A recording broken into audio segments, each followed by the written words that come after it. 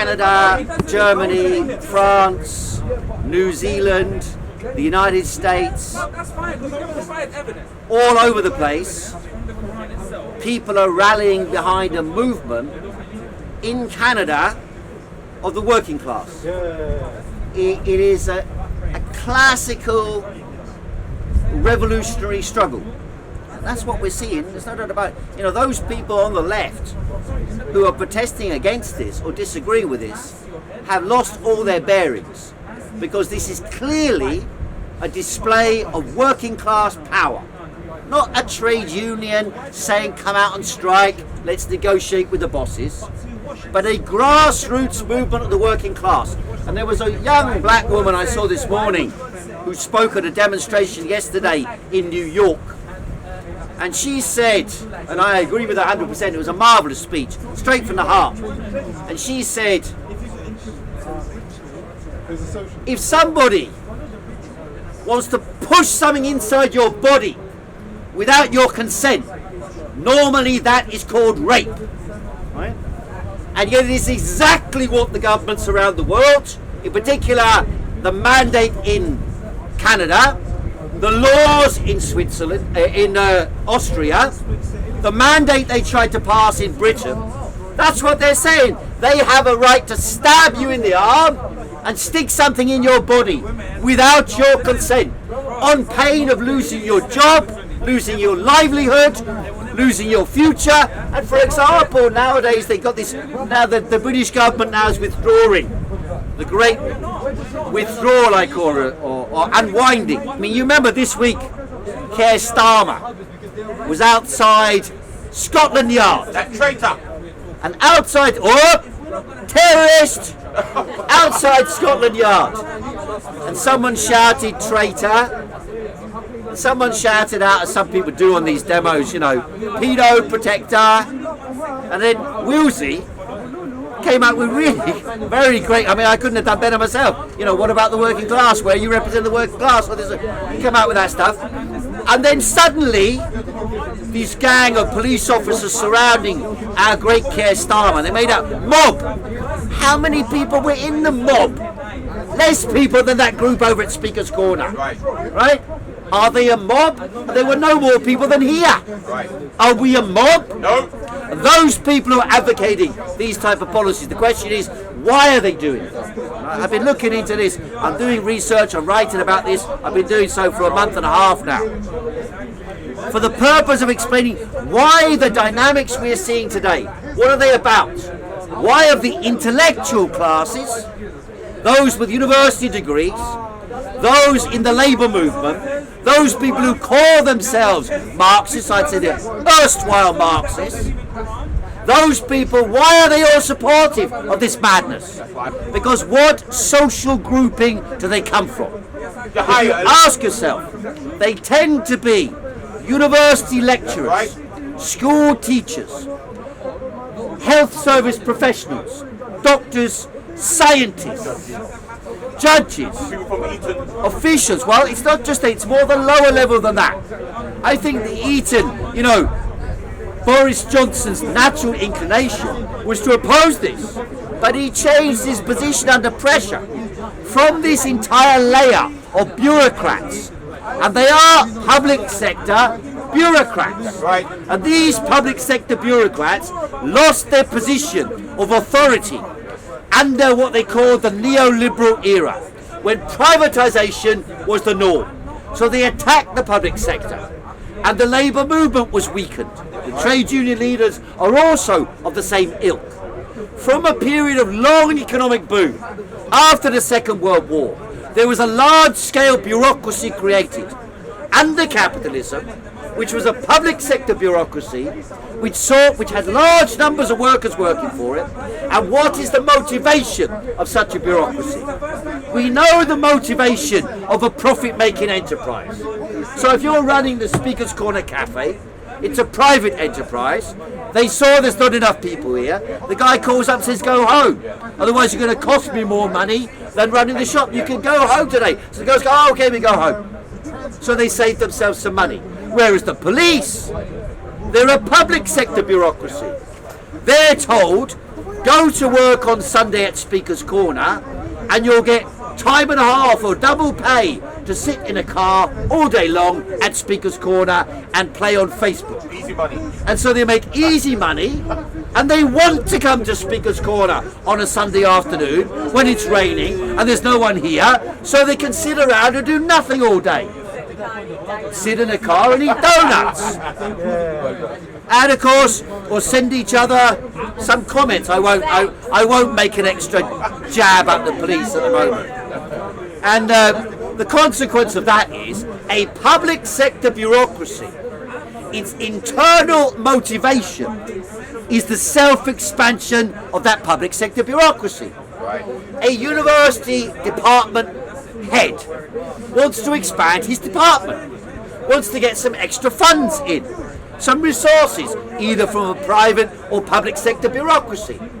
And so they want to expand their influence, expand their staff, expand their resources, expand their equipment, expand their buildings, expand their prestige. There is no profit-making incentive behind it, unlike private sector capitalist enterprises.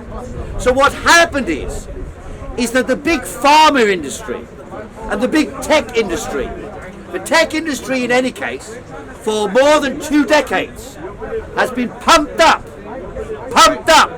based on speculative capital.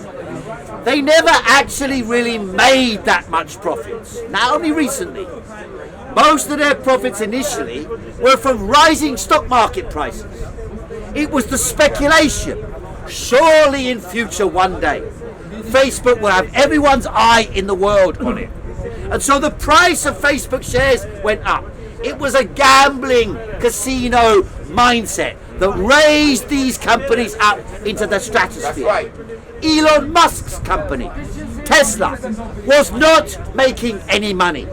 Everybody said these cars will just be a great big clunk with a giant battery in it, and eventually another battery will come along that will outstrip them and Tesla will be redundant. That remains true today.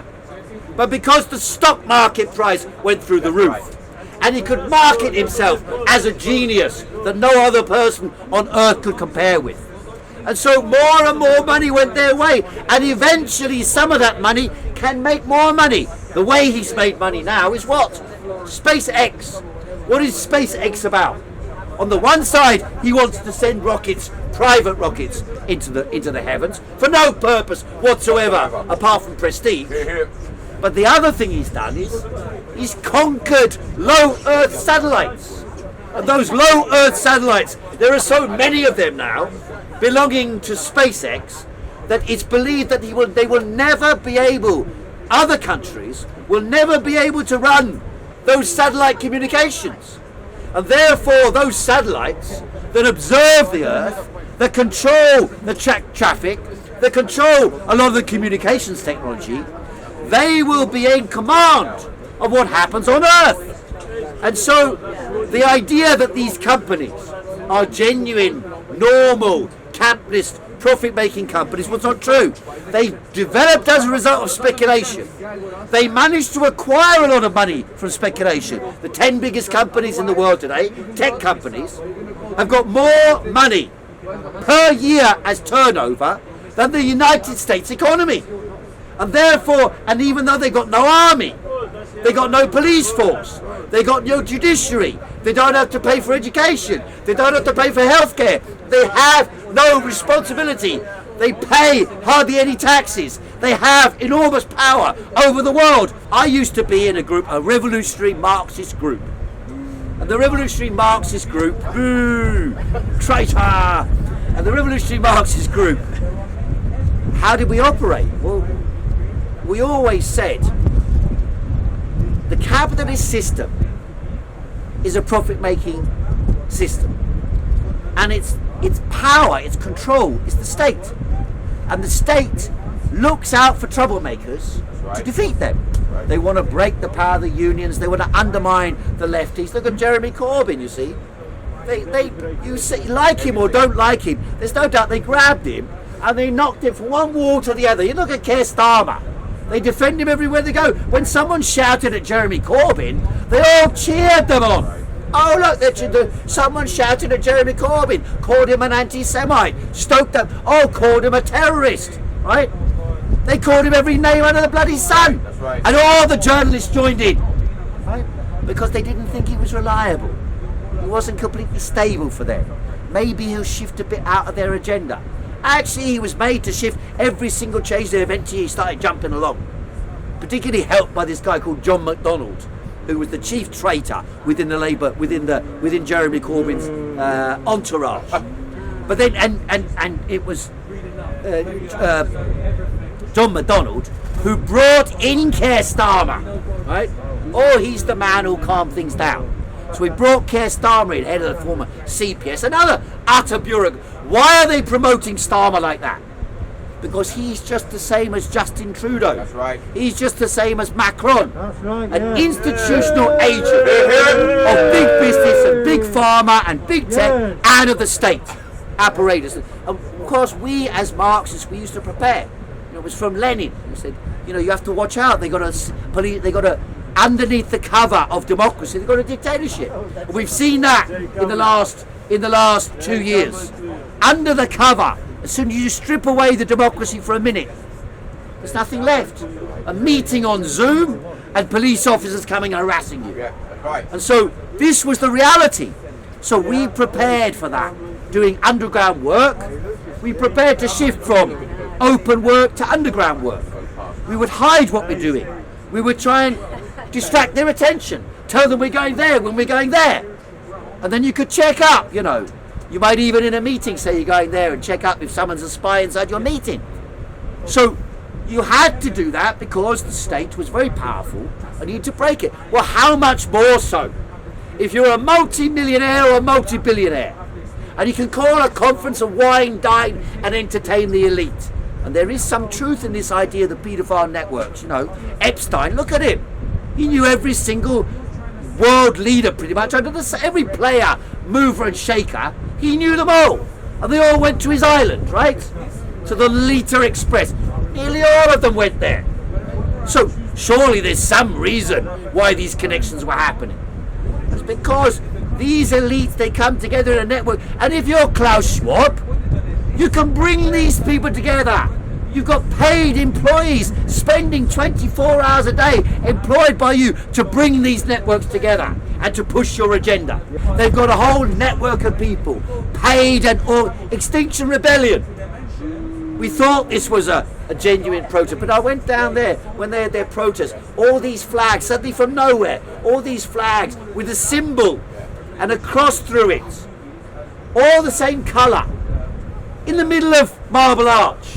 Occupying the whole of Marble Arch without any police intervention. Occupying Oxford Circus with no police intervention. Occupying Parliament Square and the streets around with no police, shutting down the roads. They say about Canada, you can't shut down the road.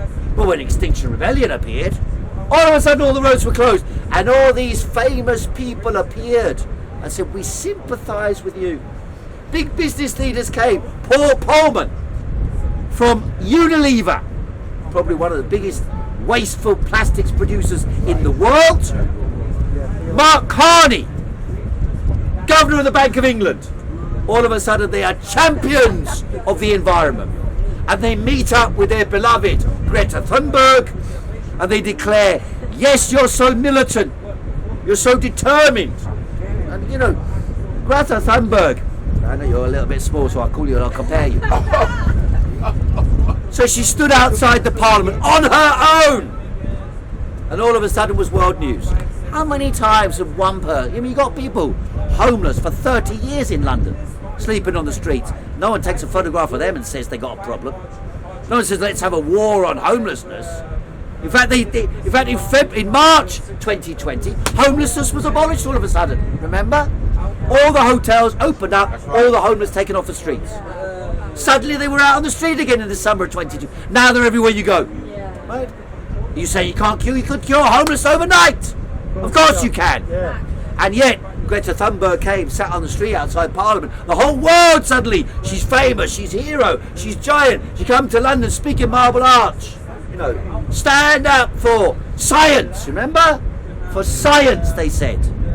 I had a school group last week, taking them around on a walking tour of Karl Marx in London. And I said to them, I made a very explicit point about this, what they tell you is science.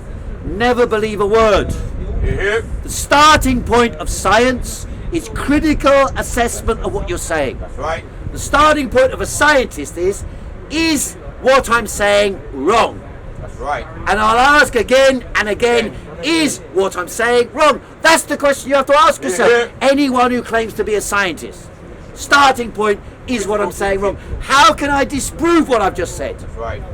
And then you've got a mindset like that, then you can engage in critical thinking. If you don't have a mindset like that, if you turn around to people and say, believe the science, like Greta Thunberg is saying, that's utter nonsense. That's not scientific.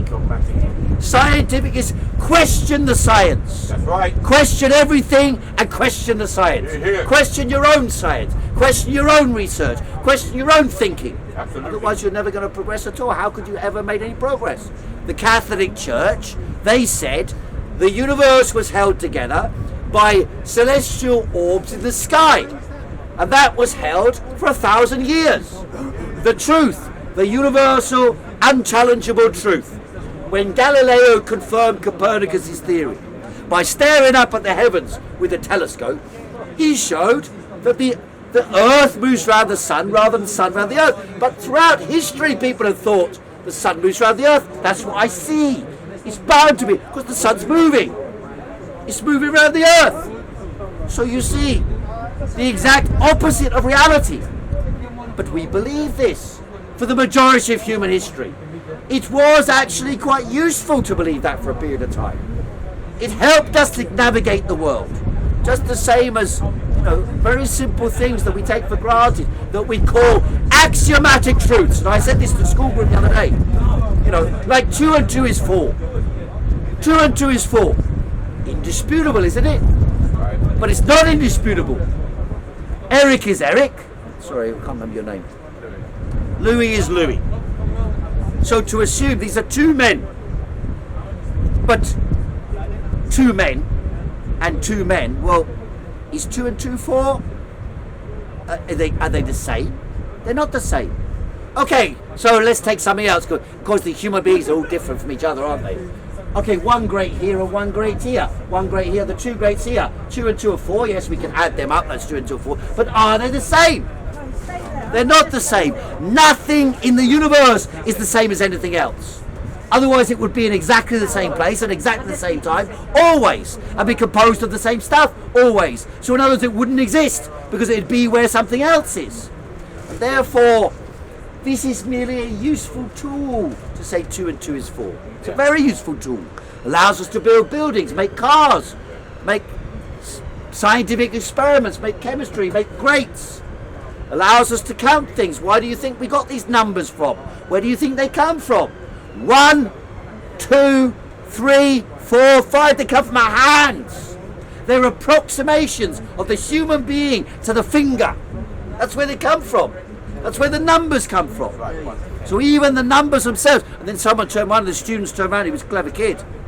He goes, no, mathematics is fact, he said. I said, well, if it's so precise to mathematics, why do we have pi that carries on forever in one direction? Why do we have that? Why can't they resolve it? Why isn't there a figure that ends it precisely? Because mathematics is not precise. It's an approximation to reality. So even the most axiomatic truths must be questioned. But if you don't question them, then you don't even have a scientific way of thinking about the world. If you're not prepared to. Curiosity is philosophy. So you see, why did Marx say the working class would be the revolutionary force? And why are we seeing that today in Canada? And therefore the idea is that why do you think people are protesting in France and so on? Joining in enthusiastically, smashing things up on the street. Why are they suddenly prepared to do that? Because this is an awakening. Right. Here we have a group of workers who are decisive for the economy. They're saying, why are they saying we must end it, we must end it, but you must end Extinction Rebellion. Why must you end it?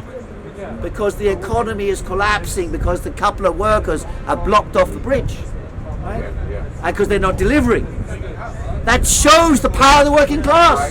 And the working class is actually, as Bertolt Brecht used to say, the children of the scientific age is the working class. Absolutely. Right? They operate like my friend here knows how to fix a car. I don't know, unfortunately, I don't cover that, but I don't know how to fix a car. The engineers, the workers who work in McDonald understands the system. Within 2 weeks, they understand the modern technical system. That's right. You got people coming there and fix the machines. Who does that? John McDonald, who owns the company? No. It's the engineers who come in and fix that. And so it's those people who naturally have a scientific view of the world, a genuinely scientific view, a skeptical and critical view of the world. But actually, it's always been the case that those who are exploited and oppressed look up at the machinations going on above and they try and work out what's going on. And just like a police officer, when he investigates a murder, when he's away from Speaker's Corner sitting around doing nothing, when he investigates a murder, a police officer makes a hypothesis. What is a murder except a premeditated conspiracy? A plot. Good afternoon, monsieur. Everybody, please Corbyn. Thank King you. the king of conspiracy. Thank you. What is a murder except a conspiracy? They say premeditated. They planned to kill.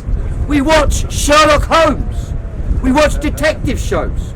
We watch health shows like House MD, who's trying to investigate out of the box ideas to understand the world. The proletariat, the working classes, automatically adopt a standpoint like that. Automatically stand in and look, I've learned this particular technical scientific way of thinking, or I've learned this way of thinking from experience, and I question what is, and I don't believe those are above. And sometimes those theories will be incorrect. Sometimes those theories will be correct. But the standpoint that those who are above are conspiring against you is fact. It's fact. And of course they don't like to have you believe that, because it's a dangerous idea for them. They always want to make, oh no, we're all in it together. The tech company and the user of technology. We're all in it together. Except they're exploiting and plundering you and trying to make you a slave, not only for now, but into the future. What is the metaverse? This idiotic idea from Mark Zuckerberg. I mean, you can't make it up. Only a multi-billionaire could begin to think like that madness. And I watched the whole of his video about the metaverse. Facebook is now Meta, he said. And then he showed an avatar of himself. And this avatar started communicating and attended a meeting with some robot flying in the air and some sort of elephant-type creature flying in the air. And it was human beings behind this having some self-representation of themselves in this 3D metaverse. And that is where the world is supposed to go. We're supposed to be stuck like blobs behind a screen in three-dimensional world, imagining and intercommunicating with the world like this. In other words, we don't need to be anywhere. We can sit at home and mentally masturbate all day long. That's what it is. It's about Zoom, Facebook, all these companies. Now they want to turn it into this entire virtual world. And now they want to go, and the latest bloody nonsense, they want to go to war with Russia. Yeah. Russia is massing troops inside Russia. Massing troops inside Russia. Near the Ukraine. And then they say withdrawing. Who's withdrawing? 150 British intelligence agents training the Ukrainian army. And then they say, oh, Putin's ideas are, what is he on about? About British involved in Ukraine. The same with the Americans. You know. And meanwhile they say, we are going to go, or war is going to happen in Ukraine, you need to be worried about that. They are launching a war against the people of the world. Right. In the United States, in Canada, in Britain and elsewhere. They have launched a war and declared a war. That's right. And we're in the middle of that war. And so do not believe the enemy is in Russia. The enemy is at home. He's at home. Correct. In every country in the Western world. Well, that's why they're promoting Starmer's, what I said. And all this nonsense. Now today they said, you need to watch the Telegram group. Because someone said, string him up. And therefore, they're going to string him up and this is terrorists. That's what they say. Piers Corbyn, last time he was arrested, I think it was last, or the one before, the one before, I think. 15, I think. Arrested him, and they said he was they wanted to charge him with Priti Patel. 14. Well, the one before said that he's a terrorist. Why? Because he said something about, well, it was about unfortunate, but never mind. It was completely irrelevant. No, it wasn't. At no stage is he, well, you weren't a terrorist, put it that way. So these nonsensical arguments they're constructing are designed to, what they're doing at the moment is they're gradually changing their story, and all the things we said all along, or peers said all along, they're gradually releasing as true. I think the right term for controlled opposition is the Labour Party. Controlled opposition is not like one or two people on a demonstration, or someone made some video last week, an hour long or something like that, saying I'm controlled opposition. From the beginning of time, it's always been a David and Goliath scenario with the everyday people in the government. The bottom line is that the bottom line is that the masses and the government and the main economic force in society, and the main religious force in society. That's one thing. But then in our movement, one or two people say this or that. That's irrelevant, And yes, there are maybe somewhere there's some people, but generally the people who are police agents, you'll see that they're the ones who go and, they're the ones who go and shove a couple of police officers, then run away and try and encourage others to get into a fight, just to start a fight, so they got something for the telly. Like that Emma Birchley for Sky News, Jim from Jim Spectrum. He pointed that out and showed that, revealed it irrefutably that they were doing that. So we know these things go on, but ultimately, we're talking about real power. The problem is, why did these people, as a group, it's not just one individual, but as a group, why did all these intellectuals side with the establishment narrative? And there was the movement. The decisive thing was the demonstration in December and the demonstration in January. Yes. That demonstration smashed them. And he didn't. And don't forget this. I went over this the other day with Sam, who does the Subject Access channel. I was talking about it. Don't forget. Remember, March last year, when that Sarah Everard thing came. I remember Sam called me in the morning. He said, "I think it's going to be the decisive one," and it was, because it revealed that the so-called normal behaviour was criminalised. That's right. And so suddenly, everyone was on side with us. And even Boris, oh no, you shouldn't have done that. You're the guys who said this was illegal. Although the key point is this: by withdrawing the regulations as quickly as possible in as many countries as possible, they leave the opportunity open, because a majority of people still believe the general narrative, to reimpose at a future date on another issue, which if they lose that authority en masse across the entire population, they'll never be able to do it again. So it's very important for them to hold this in reserve.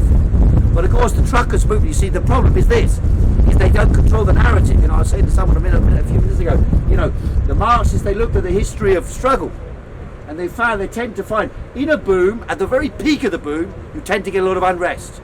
And at the trough, when it moved from slump to boom again, you get a lot of unrest. When there's a deep slump, you don't tend to get that. When you come out of war, you tend to get mass unrest. So it's like we're coming out of a war now, isn't it? And suddenly the explosion of discontent is happening, and there's not much they can do about it. They can just try and ride it out. There's no way they're going to be able to ride it out by beating people down. So if Trudeau goes in hard, if he tries to move the army in, the army will split. And that will be a disaster from their point of view. The army's laughed at him. He said he won't be able to do it. That's right. Well, he won't be able to do it. That's right. Half the tow truckers decided to join them. So what can they do? You see. And if they think, the truckers' union is against them. The truckers' union, again, is this layer of bureaucrats who try and maintain their position and are losing that authority. Right. And so, but they have to bolster these people some other way. So, these people, Janus faced, as you say, they can swap face from one thing to another. They have no principles. Nothing is a principle for them. Everything is unprincipled money-making and robbery. And so they can shift from one agenda to another, but they need in reserve the capacity to use force against people or to repress them. A tyrannical system of power, which, as they withdraw the regulations, they need to be able to have them in reserve. No, this is all a possibility in the future. But for now, I don't think it'll work ever again for the near future. That's my opinion. Okay, thanks very much.